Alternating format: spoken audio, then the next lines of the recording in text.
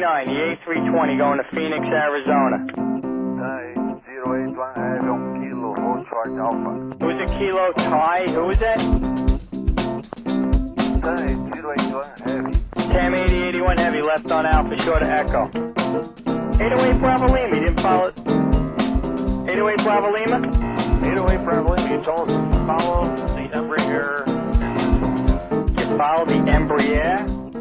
JetBlue 1069. Hi, and welcome to MzeroA's video podcast, episode number 6, Uncontrolled Airspace. Today, we're going to go through takeoff and departure procedures for uncontrolled airspace. Also, we're going to go over arrival and landing procedures at uncontrolled airspace. We'll cover radio communications and proper procedures for entering the traffic pattern at an uncontrolled airport. Let's get to it.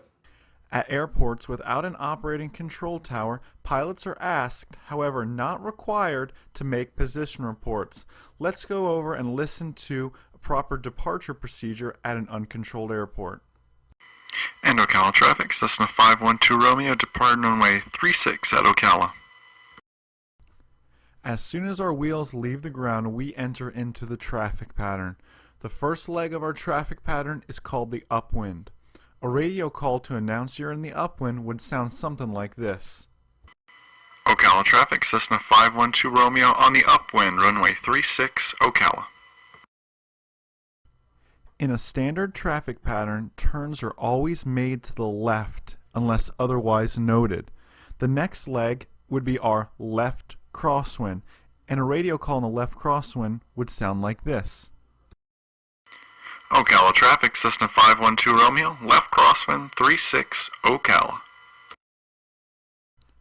As we continue our turns to the left, we end up paralleling the runway. This is known as a left downwind.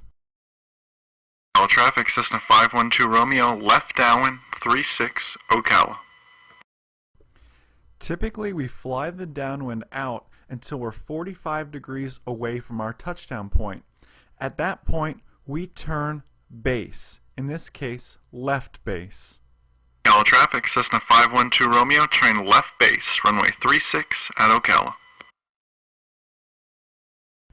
As we turn into the runway, fully configured for landing, we're turning final. Let me be clear, there's no such thing as a left final or a right final. You're just on final. And Ocala traffic, Cessna 512 Romeo, final 36, Ocala. Let's take a closer look at how to enter into an airport traffic pattern without an operating control tower. The aim suggests that we enter on a 45-degree entry to a left downwind. As you can see, we've illustrated that here. Our radio call would sound something like this. And Ocala traffic, Cessna 512 Romeo's 2 miles out on the 45 to left downwind, runway 36 at Ocala. At this point, we would observe for other traffic and enter on a midfield left downwind and complete our pattern as normal. Now, what do we do if we're not positioned to make a 45 to left downwind, as if we're approaching from the east? What happens is we're going to overfly midfield. Now, you want to do this above traffic pattern altitude. I usually like to do it 500 to 1,000 feet above traffic pattern altitude. From there, you would fly the 45 outbound and make a teardrop entry back in to the 45 to left downwind. A radio call to do this would sound something like this. And Ocala traffic, Cessna 512 Romeo, 2 miles to the east, going to overfly the field at 2,000 feet and circle back for the 45 to left downwind, runway 36 at Ocala.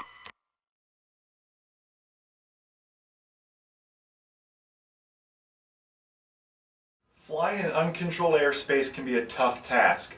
Hopefully today's lesson has given you a better understanding of it. For all your flight training needs, visit MzeroA.com. And remember, a good pilot is always learning. See ya. You're on Bravo, you're short of Victor Alpha, you're Beam the Iberian. The Beam Alitalia on the left there. Beam Alitalia. Alright, just hang on.